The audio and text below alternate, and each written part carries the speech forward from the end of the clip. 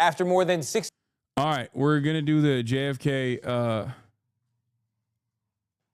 Okay. Oh, someone ran in here.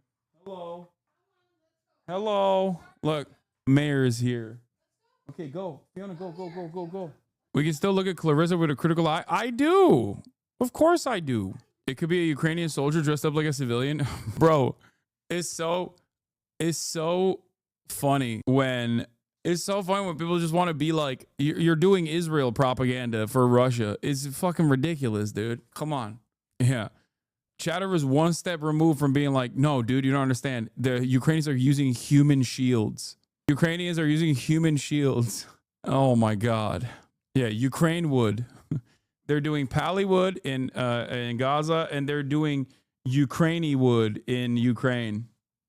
Slava wood. Telegenic babushkas. All right, we're going to talk about the JFK assassination files that are being released.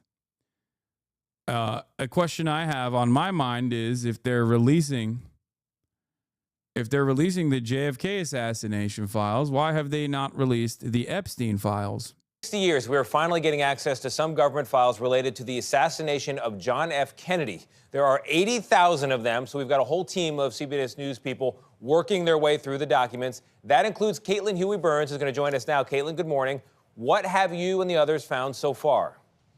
Hey, Tony, good morning. Well, President Trump told reporters ahead of this release that there would be a lot of reading to do, and boy, he was not wrong. I can personally... You're joking, but a German friend of mine literally said that Ukrainians are hiding military equipment and soldiers in Ukraine weeks after the start of the war. Wow. Ukrainians are hiding soldiers in Ukraine? That's crazy. I can't believe that they have a standing military. Why do they have that?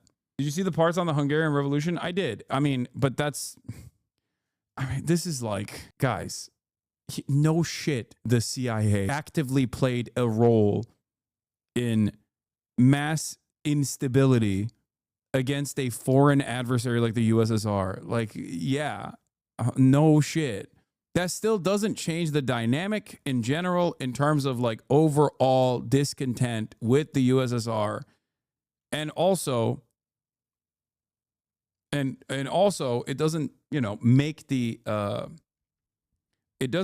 the Russian actions in that regard, in terms of suppressing any sort of movement against the USSR that was fairly violent, appropriate. Like, it's okay to recognize the wrongs of previous socialist formations. I certainly do, and the reason for why I recognize them, regardless of not being a anti-USSR kind of guy in general, is because it's important to learn from the mistakes of previous formations, so you don't repeat the same mistakes. Attest to that. These documents total 80,000 pages. And as you mentioned, we had a whole team of reporters here at CBS going through them. And many of these files have already been released before. And if you're one of those who were looking for any proof of conspiracy, you will likely be disappointed. More than 60 years after the assassination of President John F. Kennedy, the Trump administration released 80,000 pages of records to the public Tuesday night relating to his murder. Culling through the files is a tedious task. The scanned documents, many handwritten and going back over 60 years, can be at times difficult to read and decipher. Lee Harvey Oswald, the man who shot Kennedy in November of 1963, is mentioned 55 times in the documents, including in this 79-page summary of CIA surveillance operations that monitored Oswald's movements in Mexico City, where he visited the Russian and Cuban embassies ahead of the assassination. And the JFK files revealed. Once again, the government position that it was actually Cuba. Hey guys, Lee Harvey Oswald, not a Navy officer, Navy intelligence officer. Okay, definitely not like actively engaging in disruptive as a member of intelligence. Certainly not engaging in following the CIA handbook field manual of like disrupting any sort of revolutionary action from taking place. It's actually real. He didn't visit those embassies as a Fed. He visited them as a sympathizer. Definitely a Cuban asset, not an American one. In this letter, written in 1978 from a man to the British ambassador in Washington. In it, he says he told... I'm so glad that they revealed this, something that they've, said over and over again. Immigration officials in London that in July of 1963, just 4 months before the assassination of a plan by Oswald to kill Kennedy. It's possible, which is what makes this so scary. Wait, what? No. But so far, the trove of mostly unredacted files show there is nothing that changes he was the sole assassin. The documents, they don't show conspiracy. David Barrett, a professor of political science at Villanova University who studies the Kennedy presidency, says that while these files are not a smoking gun, they provide government transparency. Maybe it will lessen the suspicion that the FBI or the CIA or some other government leader or agency were involved in a plot to kill Kennedy. The Trump administration says the release represents a campaign promise kept, a promise he made the day Robert F. Kennedy Jr. endorsed him. I have never had more people ask me, please, sir, release the documents on the Kennedy assassination, and we're going to do that. And during a visit to the Kennedy Center on Monday, he announced they were ready to go. So people have been waiting for decades for this. I don't believe we're going to redact anything. Now, anyone can see these documents on the National Archives website, and more are going to be added once they are digitized, but others still remain under court seal. Now, you may remember the president's executive order also demanded the files from the assassinations of Robert F. Kennedy and of Martin Luther King Jr. to be released, but it's not yet clear when those will be published. Gail? All right, Caitlin, got it. Thank you very much. I've been in Spokane for 39 years. I hate when this chat becomes the Alex Jones of the left moment. Something like this happens. What do you mean? My favorite fact about Lee Harvey is that he visited the USSR and Cuba with the intent of denouncing his American citizenship, only to be found too annoying by the USSR, and he tore up his passport for no reason. Yeah, and then with very little scrutiny from the American government, was allowed to fucking return and operate freely inside of U.S. boundaries. I find that very interesting, personally. I guess it's one of those. It is one of those conspiracies that I'm like not firmly on the government side on. Like I think that the established narrative is not the correct one. I don't think it is. Yeah. Before we get to the Spokane, Washington, or Spokane, sorry, not Spokane, Washington. Before we get to the GOP lawmakers eating all the smoke from their own constituents, let's continue with the JFK stuff, because the original anti-imperialists who were smeared as so-called tankies were correct. The commander of the U.S.-backed insurgents in the violent 1956 counter-revolution attempt in socialist Hungary, General Bela Karali, was a CIA asset. This has been confirmed by the JFK records. So my attitude on this is the same attitude that I have.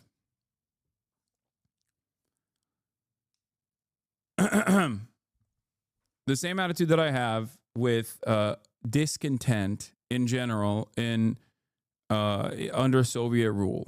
Okay, I don't think that the actions of the USSR were appropriate, regardless of the fact that the CIA certainly played a role in this.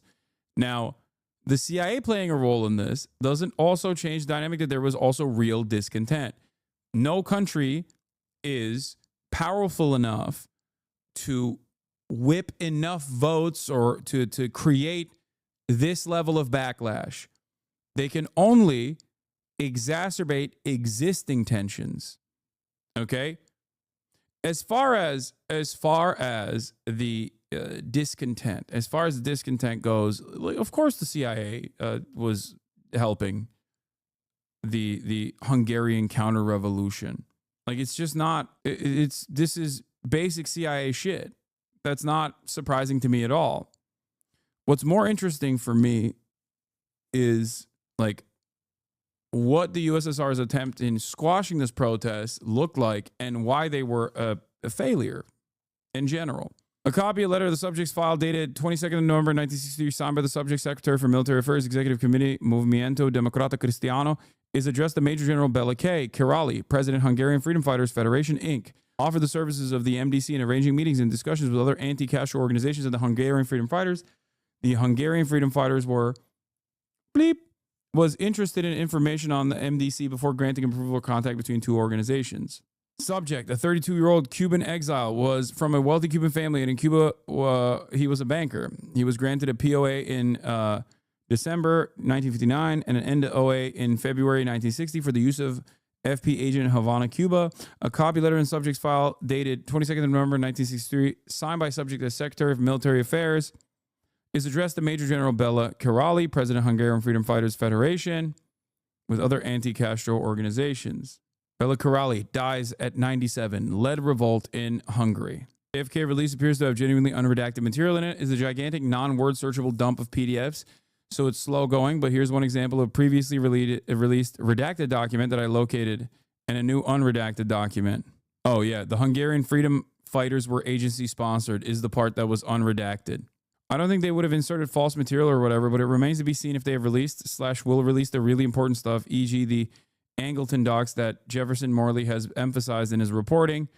Holy cow, this guy found a sick one.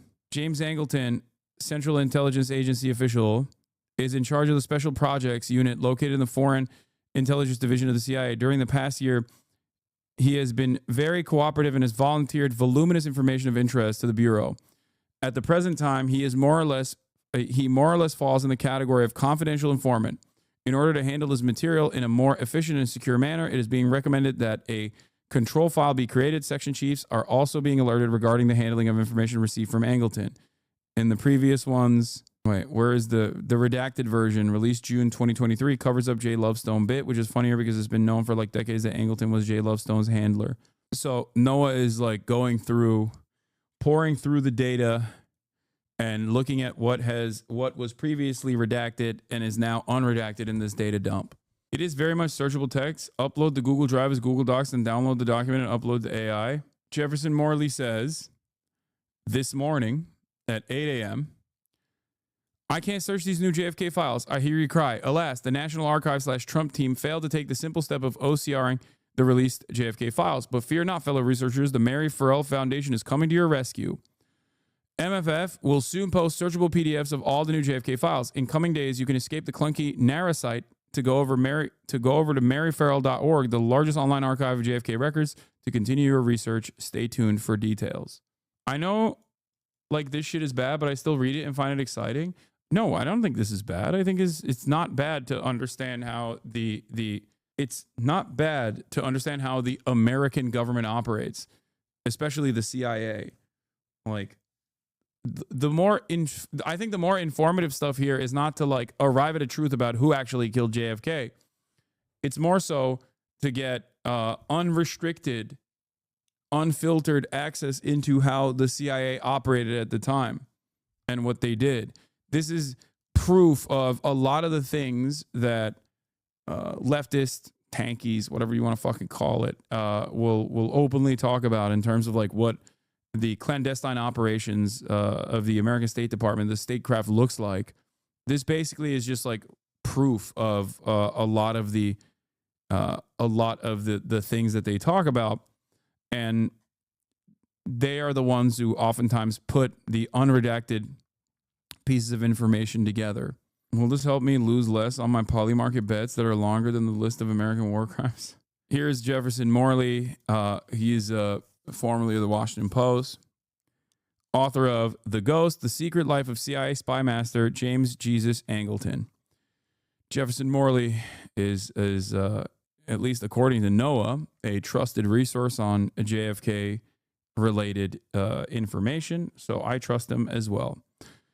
He says, while we continue to look through the new JFK documents, a couple of observations. First, this is a breakthrough. The absurd and suspicious redaction that have denied us the full story are, for the most part, removed.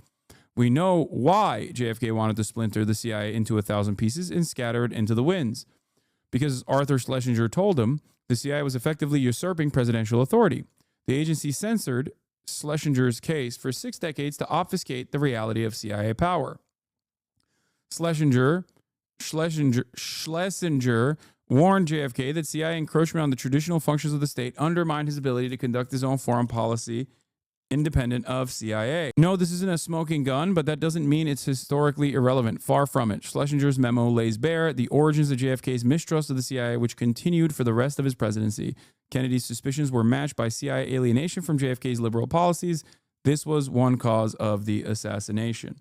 So the way I explain it is like everyone basically knew that this was the case, but this offers like direct proof, if that makes sense. A ton of Israel/Mossad mentions in the JFK files about Angleton. Yeah, of course. JFK files reveal CIA Israeli intel pipeline. But once again, a thing that we know, right? A thing that we know that is well established, that everybody fucking talks about. But now there's more proof for it. This is not shocking or surprising. This is more so just additional proof for a thing that everybody understood was the reality. Yeah, the only continued redaction from the JFK documents has been look, James Angleton's CIA underpart emanated from a liaison agreement which CIA maintained with the Israeli intelligence service and from other sources under the control of Angleton. Much of the information developed by Angleton was not disseminated within the CIA, but he felt that the data should be passed on to the Bureau. Alan Dulles gave him authorization to handle dissemination in this matter. We continue to receive information of value on a regular basis. Maybe the most damning, the CIA put contaminating agent in Cuban sugar headed for the Soviet Union. Also under the heading of old business. Wait. Oh, there it is. I remember the hue cry, especially in Carl Kazin in the White House when, bleep, this was initially redacted. Here it is, unredacted. Also under the heading of old business, I will remember the hue and cry raised, especially by Carl Kazin of the White House, when the agency injected a contaminating agent in Cuban sugar bound for the Soviet Union. Shortly after the Cuban Missile Crisis, there was a disposition in Washington to re-examine the Bay of Pigs, and the fact that several Alabama National Air Guard officers lost their lives in the Bay of Pigs was surfaced, with surprisingly little excitement at the times. Can you explain why the CIA isn't what it used to be? Capitalism and shitification. It impacts all orifices and the organs of the state, as well as every other aspect of our lives. I genuinely think that. I think like the private-public partnership and the like funding being limited, I guess, even though they have expansive budgets, has definitely changed. Like they won, you know what I mean? They won the Cold War. Capitalism won, socialism lost.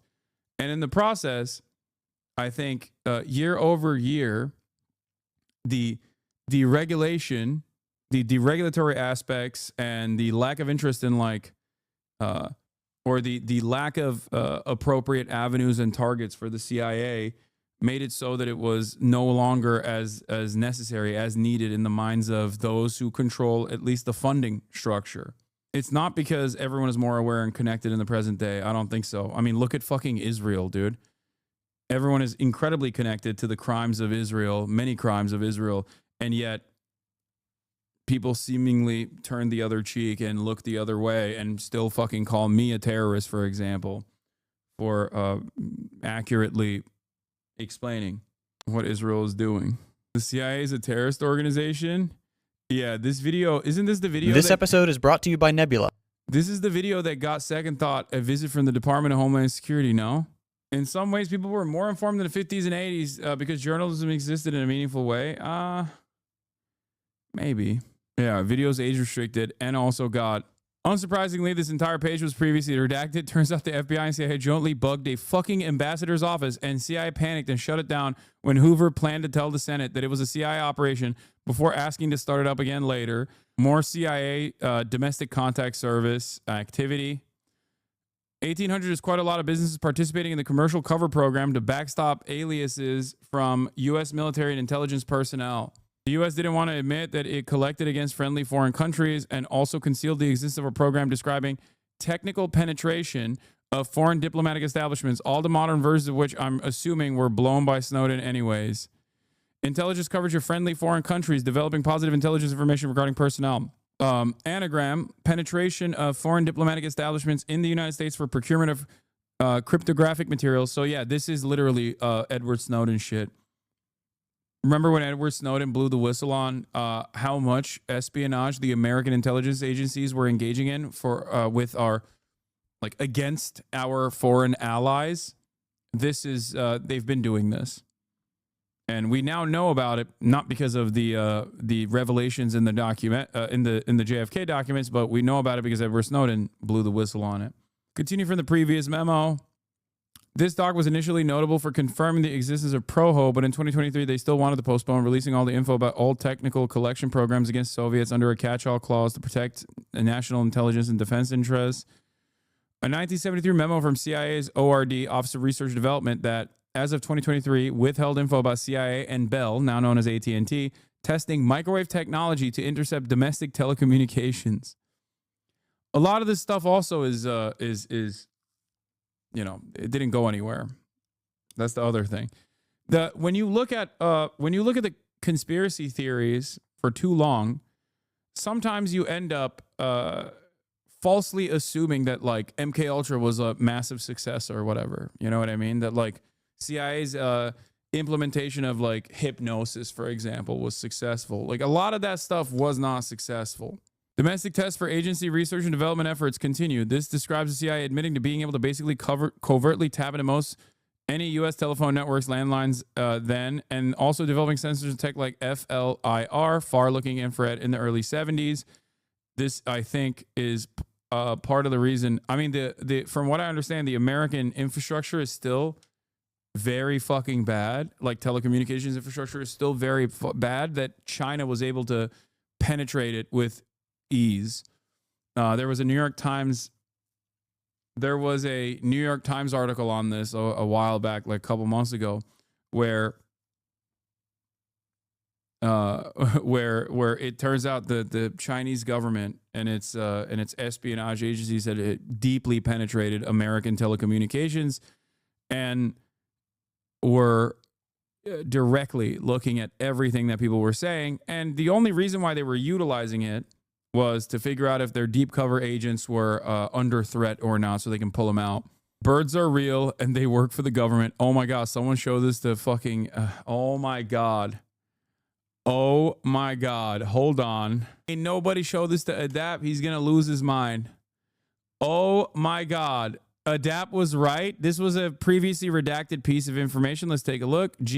Trained birds. Birds have been trained and tested in the United States to carry small intelligence collecting packages such as audio surveillance devices, small cameras, and current measuring devices.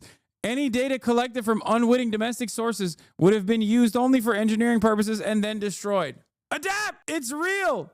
They have to redact this again. Yo, my apologies to Phase Adapt. Phase up. He's been on this for a long time, dude. He's been talking about how birds have been used for espionage for quite a while now, and it turns out he was right. NSA participated and controlled most elements of the U.S. material. Oh, shocking. Redacted memo about intelligence coverage of diplomatic representatives of friendly foreign nations, with a particular warning the U.S. officials working closely with French, British, Israeli, and German intelligence officers.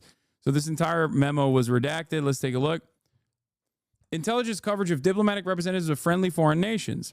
As you are aware, at the present time, our coverage on the intelligence efforts of foreign countries here in the United States is primarily aimed at the activities of Soviet and communist bloc countries.